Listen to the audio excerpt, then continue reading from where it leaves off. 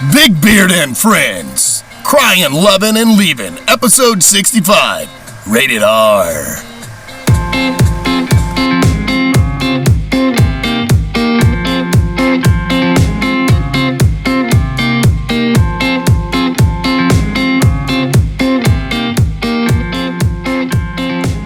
What's going on, guys? Welcome to Big Beard and Friends, episode 65.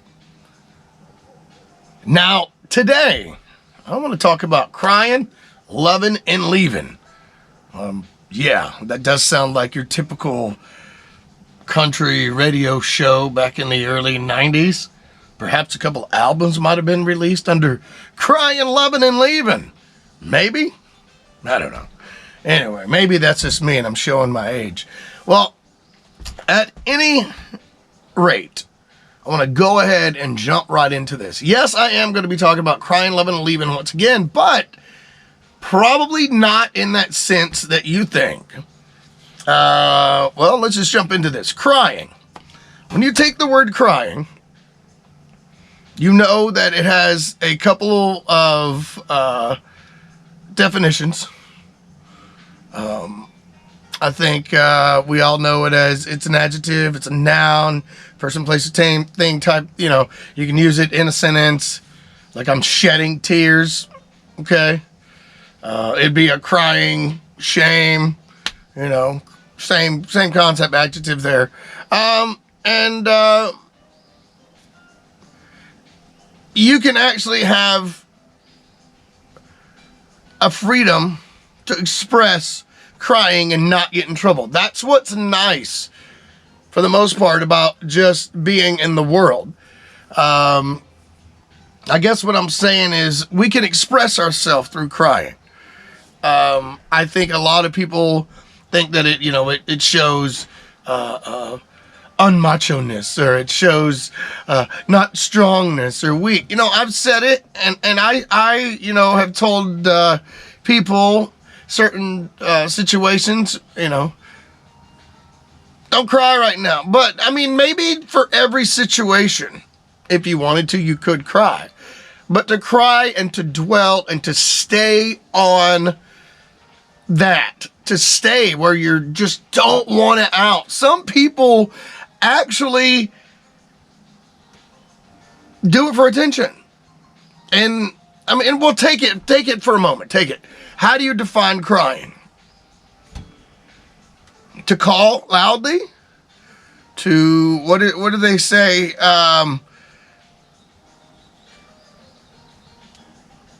Noisily? I don't know if that's correct here. To shed the tears, to cry noisily, weep, sob. Children cry when they drop their ice cream. That kind. Some people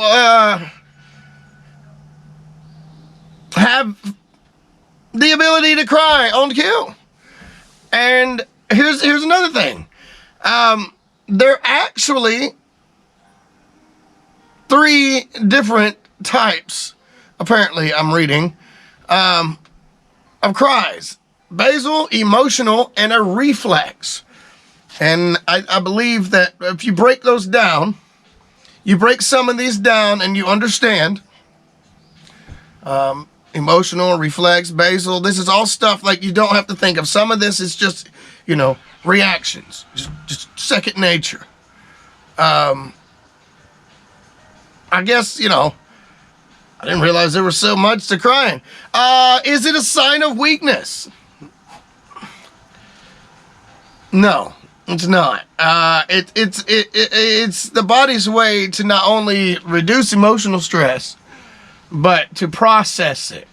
When emotions are held back, it's crazy. Such as like swallowing or holding back tears, the emotional energy actually gets congested in the body, and stuff like that. So it has to come out. We have to do these things. And I think that people forget that crying is not a bad thing. I have been known to say crying's this, crying's that. And, you have to express yourself. Once again, I was kind of, going to go somewhere with it, but I didn't really have didn't have nowhere to go. I just thought that those definitions and those things, that's what I'm reading. But we all know that crying can be good to the body. We know that. I just said that, but we know that. Anybody watching, it's okay to cry. It's okay to go by yourself and cry somewhere, or to cry in front of somebody, to get those emotions out. Now, when I was young, a lot younger, many moons ago, I never really wanted to cry in front of people. And the truth is, I got married. And when you get married, no, I know people are laughing right there. That's not why I'm crying. There's a story here. I got married, and when you express yourself to someone, a companion, and you cry, the longer you are together, the more times like that, like you're so comfortable. I don't mean necessarily boo-hooing, which is fine. I'm not making fun of somebody. What I'm getting at for me is that I open myself up enough to cry, not just shed tear, because you're hurt or real tears. And I've realized that it's okay. It's okay to do crying. It's all right. It's all right to express yourself. It's all right to make yourself reduce that stress. And that's one way that we do it. It's actually a loving thing. Oh, that takes me to my next topic here real quick, is loving. Well, it's an adjective. I said crying, loving. It's a feeling or a showing. It's love of greatness, of the great care. You have to open up yourself. It's part of being married as well. I think that some people think loving is just something to say. But in reality, it's someone who is loving or shows love to other people. You can say, he was a loving husband and father. The children were very loving to me. For the most part, loving, to express yourself, to be that affectionate, to show somebody, to give care, even if you don't want nothing back. It's you being able to do, to others as well, they've done to you. Scripture tells us that. That's good. The greatest is love, faith, hope, and love. I'm not trying, to say anything good or bad or good. What I believe and what I know, that, all these other words you can say, but loving comes in many meanings. It can be cordial, sympathetic, considerate, thoughtful, attentive, amiable, I guess. Is that another word? Am I saying that one right? Either way, there's so many ways to express your love. You can care about somebody. You can care enough about friendship to tell them. Now, most of the people I talk to, I think I annoy the hell out of them. I think that people don't want me around, and they just put up with me. But I know that I am a loving person. Now, some of you can laugh, and if you know me, and that's understandable. But the bottom line is what I always say, back to the marriages and getting married. I expressed myself through crying and showed me the love to reciprocate her. We shed tear. And it's hard, but getting closer to God is a whole nother emotional. Going on that spiritual journey is a whole nother loving, which you will, not to backtrack, but you will cry and you will express love you didn't know you had. I know that I'm going to go in what my heart says. As I get older, I find people, I say it a lot, that, and I've said this a lot. I'm beating a dead horse here. You see something, you say something. And when I said that, or say that, people automatically think something negative, And if we can think negative, why can't we do it for positive? You know, you see something, say something. You see something bad, you say something about it. Okay, well, if you see something good, why can't you say something good? Why can't we tell people? You know, that's all I'm getting at, is it's that love. And once again, I think a lot of people are annoyed with me. They don't want me around. Maybe not, like, I don't take that to heart, but I'm saying I can easily see, and really I don't. I'm confused, but why that gets on people's nerves. But I'm still right there loving them.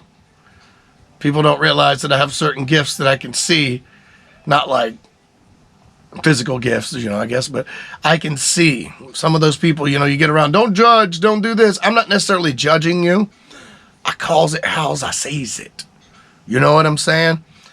There's people that I have met and expressed my love to through friendship, and I knew the way that situation went that I was like, they are not ever going to be around me again. And then there's people that I express love to, like, hey, you want something to eat, or you want a Coke, or you know, want something to drink, you want a soda, what do you want? You want some water or anything to offer, that they go, you can tell that they, you know, the way they act, they go, oh man, dude, you know, they're so blessed and thankful that you were. Those are the kind of people I love too. I love all people.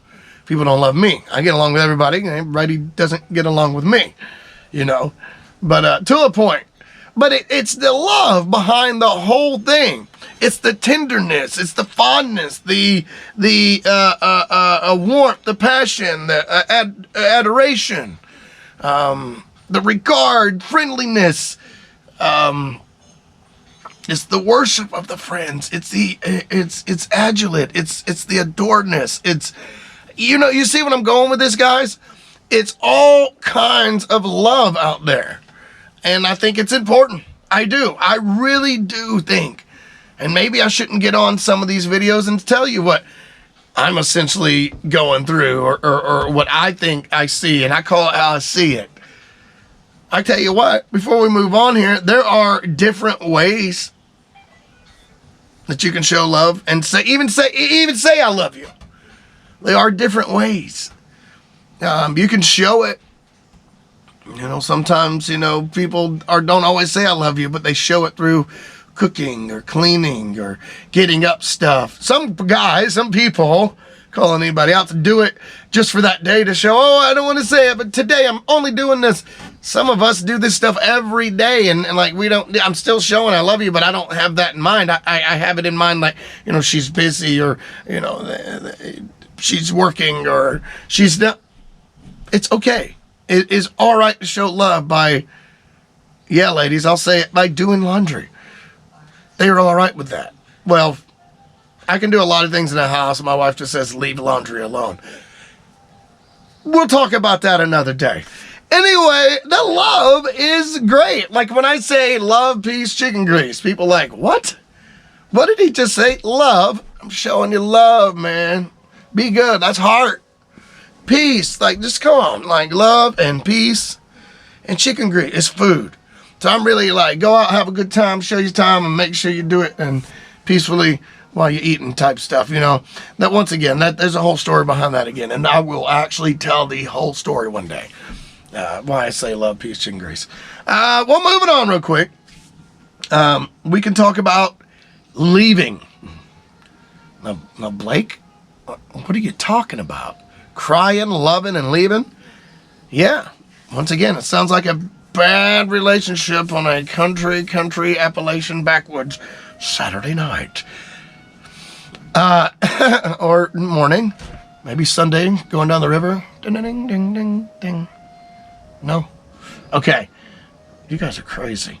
No, loving was what we're at, so we're going to move on. All right, leaving. Well, when it comes to leaving, I was going to approach it from the perspective of you can leave relationships. You can leave friendships, is what I mean. You can leave, you know, toxic people behind. Leave your past. Are you leaving? What are you leaving behind versus what are you taking with you moving forward? You see what I'm saying? Leave all the negative behind. Leave it at God's feet. Leave it on the cross. Yell to him. Speak to him. Leave prayers. That's the kind of leaving I'm talking about. Leaving your mark. Leaving your legacy. Leaving the people with good and fond memories of you. Like a good smart man once told a group of people one morning, when you get to the end of your life, what are you leaving that they're going to say? Oh, he was a good guy. Yeah, he was great. Oh, she was great.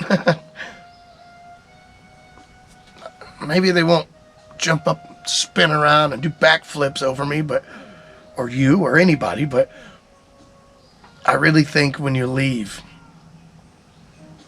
something, when you leave toxic relationships, and like I said, I was talking about friendships. I've left people in the dust. I leave them in the dust. That's one of my hashtags. Hashtag leave them in the dust. It is one of those people go, I hate it when people get on and talk about this or that on Facebook, and I talk about God and leave people behind you, and oh man, people do that. But I've also seen people react to that, and I think that's just as bad. You're telling me not to judge, but yet you're leaving behind your negative mark. And I'm not perfect. I'm not gonna be. I don't want to be.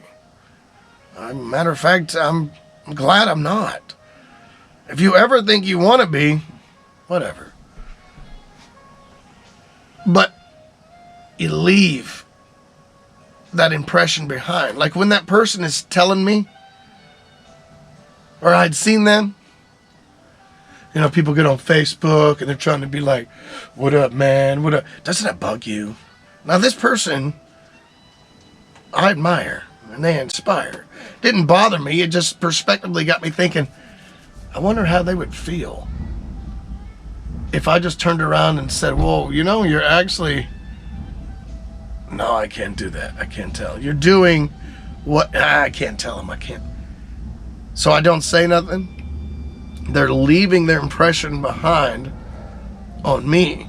And it showed me that they're not perfect either. But what they were essentially telling me about that person, and what this person does, and what that person does. Now you're judging, like from your heart. You left that impression on me, so I don't forget things like that. As for me, you can move on just a little bit further once again and leave. I was trying to go in the route of prospectively, leave toxic people. Leave them behind. I've left people behind, ended relationships, and people, you can't just drop somebody. You can't just drop. Yes, you can. There comes a point where you just get tired. You don't necessarily hate your life or hate the life you're in. You are beyond, you ever heard that expression, I'm sick and tired of what? Being sick and tired. No. You go beyond that. And I'm beyond that. You just get tired of people's crap. They have left, leaving, we're still talking about this. People like that have left and are leaving marks on my heart that can't heal. People that are negative. I mean really negative, y'all. Not even the people that just complain all the time. Oh, that's negative and that gets on my nerve. But I mean really negative.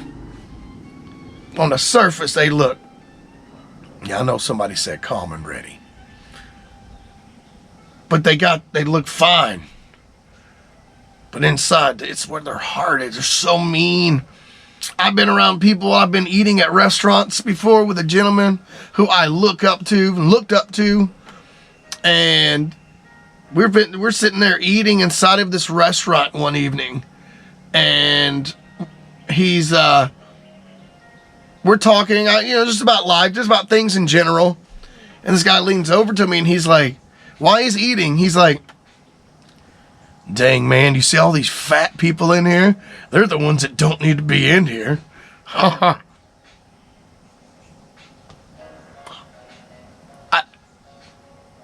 I didn't like that. Once again, I'm still talking about leaving. I wanted him to know, and I never told him that he left that little scar now on my heart, because even though I like this guy and we were hanging out with this guy, that's not me. That's not who I am. The same guy, we're somewhere else one day, and while we're walking, we were going through a store, and I'm trying to cut to the chase without saying the place, the stores and stuff, and I think we see people in a wheelchair, and he's like, they don't need to be in that, they need to be in the motorized, or something of that nature was said. And I'm like, I'm talking to him, whoa. But this was a guy who, went to church. I've seen him all the time. He's always talking about Christ. And I'm not saying that I'm not, but I don't do those things. See, he was leaving, once again, his impression on me as now. This was many years ago. But as now, he left that mark on me, and it's still, obviously I'm talking about it. So I think that kind of leaving toxic relationships, leaving your mark on people, leaving stuff behind in your legacy, leaving someone with a good thing. How about this? Leaving someone with a set of skills, leaving someone with a set of properness, manners, a set of, or not a set, but to leave someone anything that they can use later in their life. Not physical stuff. Leave something. The mark on the heart. I don't know. Maybe I'm just, I don't know. Guys, I'm going to let this music play us out. And like I always say, wait, what do I say? Oh, yeah. Take care of yourself, take care of others, and do your best to remember, in a weird way, that the bearded fat guy here, who I know people just tolerate but don't care about, remember this episode 65, cryin, lovin, or leavin. I'm just saying. Now, what are those 3 words that I said? Oh, yeah. Love, peace, chicken grease. Later, guys.